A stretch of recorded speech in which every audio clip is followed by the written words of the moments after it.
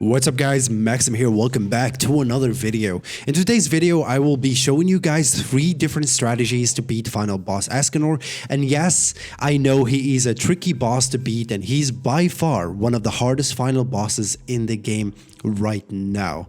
But before jumping into that, if you're not subscribed yet, please consider subscribing. Join us on this journey, it would be really awesome. And a like on this video would be very appreciated and would help the channel a lot.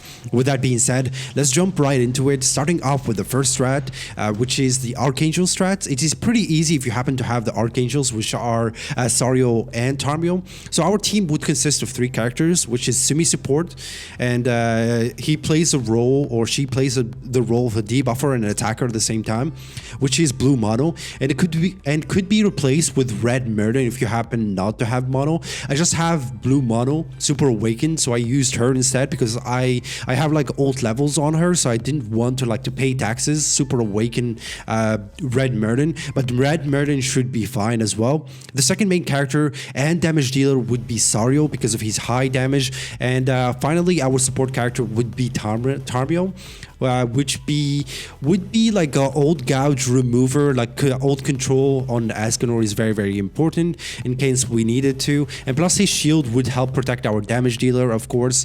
Finally, we have Elizabeth in the back because of her passive, which is heal 10% of HP at the start of your turn to keep us healthy and safe. So I prepared a run for you guys to see, so let's check it out and commentate. So yeah, something to keep in mind is that final boss Escanor relies so much on his buffs to do damage, and once you get that figured out, you're pretty much done. So you have to remove them all the time so you don't take the extra damage.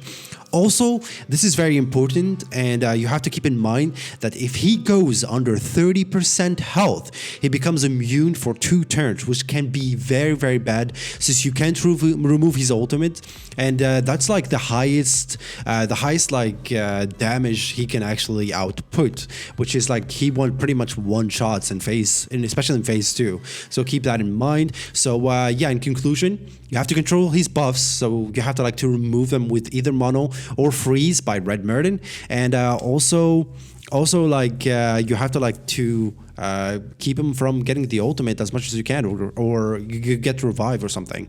So yeah, let's have a look at the other runs. And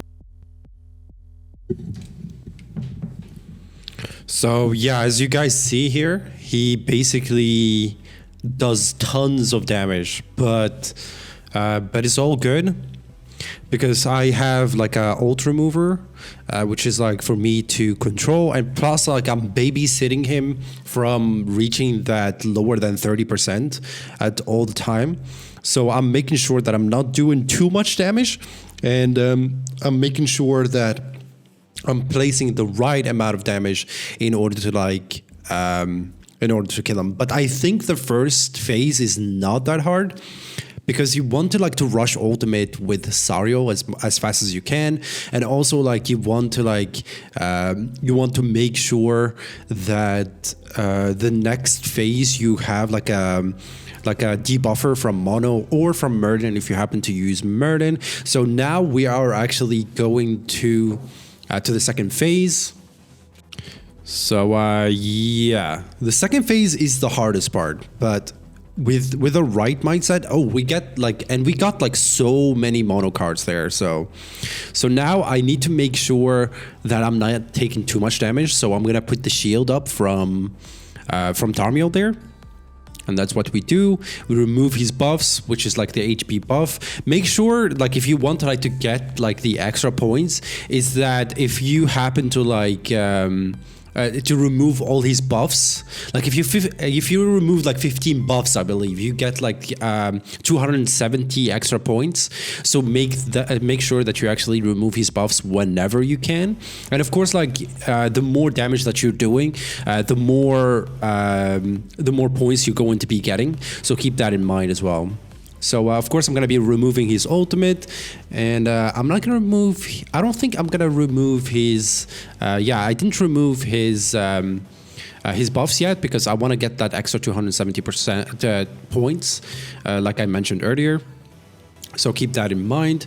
He buffs again. He buffs each turn. So yeah, well, my recommendations as well for this run is that don't try to do like the don't let him stack like the actual buffs unless you have Tarmiel's shield up. Otherwise, you're going to be taking so much damage. So I'm gonna risk it here, but yeah, don't do it unless you actually have the shield up. Otherwise, you're gonna take so much damage, and there is a chance that you actually die. I removed his ultimate here again, and yeah, I risked it, but it's gonna pay off because I'm gonna get the extra points. Keep in mind that this strategy is not going to get you the highest points, but it's basically going to guarantee you to get that 4,000, I think. So it's not bad. So now he has all the buffs on, and I have an ult removal again, and yeah, I'm going to remove his buffs. And plus, like, I'm going to rush the ultimate for Tarmiel here. So I removed his buffs, which is a lot of points. Sariel does so much damage here, and yeah, we just like have to keep him like in check each time. We have to like to keep him controlled as much as we can. So yeah, you have to do that as well. So I'm gonna remove his ultimate again, and put a shield up, but the only issue is that I had to like to keep in mind is that there is a chance that I'm not gonna get like a debuff card from Mono again. So I always have to like either not merge them or try to save them as much as I can. So here it's a bit risky because he's so close to that that like 30% threshold. So I have to like to make the decision to either remove his buffs in order to like to maximize my points and also my damage, or I can just like make him keep the buffs and just like go with it and rush the ultimate with Mono. So yeah, I think what I do here is just like remove the ultimate, let him like heal up a bit and keep his buffs, and I know that my Mono is gonna be killing him. But if you don't have like Mono ult level, mine is 3-6 I believe, and or 4-6. So if you don't happen to like to get Mono's ultimate, you can actually use Sariel, and Sariel can do the job for you. So yeah, here I just like calculated the damage, and it should be Sariel first. Sariel is not gonna be placing a lot of damage there, and then I think Mono's cards should be able, or ultimate should be able to kill him there. So yeah, that's pretty much the run. And this run, depending on how many times you actually remove his debuffs or buffs, you can actually get like 4K. Or something, which is not bad. So yeah, keep that in mind. So that's the first strategy. Let's move on to the next one. Alright, for the second strategy is pretty simple, and plus like it's very RNG based unfortunately, but it actually works because these characters are like available for you from the beginning, so it could be like a free to play friendly strategy. So the strategy is to actually use Derieri, and yeah, just one swap him after you freeze him. But this kind of like strategy takes like 6 to 7 runs in order for it to work, and the scoring is not bad. You get like around 4.1 or something, which is not bad at all. So the strategy is to use like old food, and you have to like to get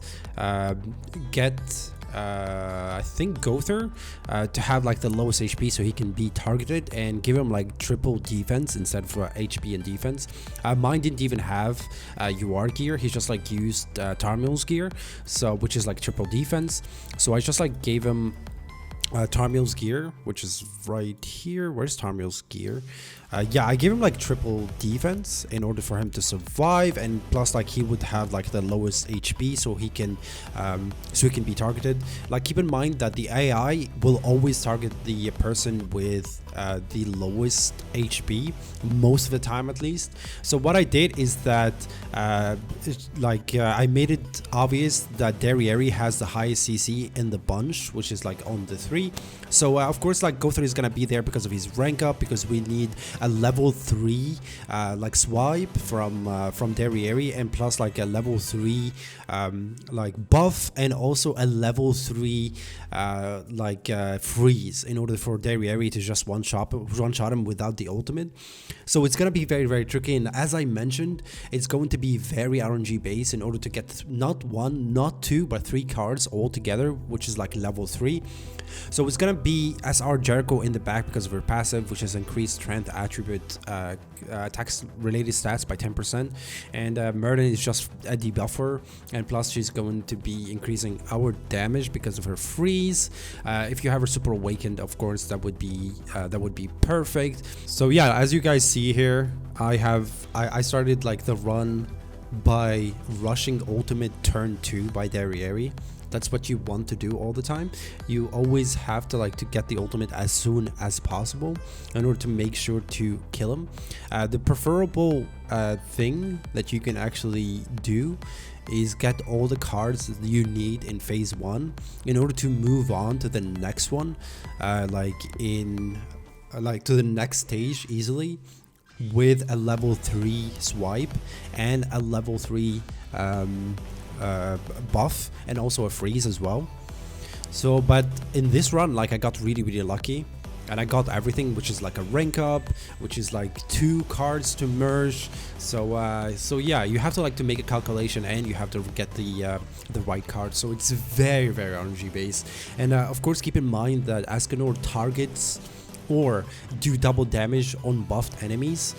So like you guys see here, I buff with Derieri.